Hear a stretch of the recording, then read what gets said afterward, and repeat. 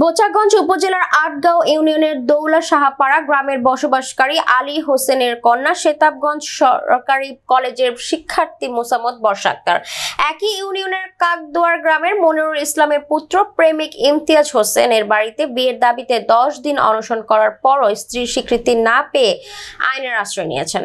গত 21 জুন শুক্রবার বর্ষা আক্তারের বাবা আলী হোসেন বাদী হয়ে ইমতিয়াজ হোসেন এর বিরুদ্ধে বোচাগঞ্জ থানায় একটি মামলা দায়ের করেছে, যার মামলা নং 11।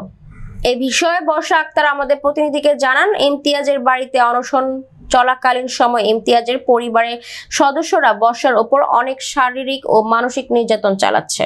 তাদের নির্যাতন সহ্য করতে না পেরে সে গত 18 জুন মঙ্গলবার ইমতিয়াজদের বাড়িতেই বাঁশের আড়ের সাথে ওড়না দিয়ে ফাঁস লাগিয়ে আত্মহত্যা করতে চেয়েছিল। এ সময় এলাকাবাসীর সহযোগিতায় সে প্রাণে বেঁচে যায়। ন্যায় বিচার পাওয়ার জন্য বর্ষা আক্তার সকলের সহযোগিতা চেয়েছেন। এলাকাবাসীর প্রত্যাশা, দ্রুত সময়ের মধ্যে স্থানীয় থানা পুলিশ অভিযুক্ত ইমতিয়াজকে গ্রেফতার করে কঠোর শাস্তির মাধ্যমে নারী অধিকার প্রতিষ্ঠায় গুরুত্বপূর্ণ অবদান রাখবেন। বর্ষা আক্তার, আমার বাবার নাম মোহাম্মদ আলী হোসেন, আমার গ্রামের নাম দৌলা সাহাপাড়া।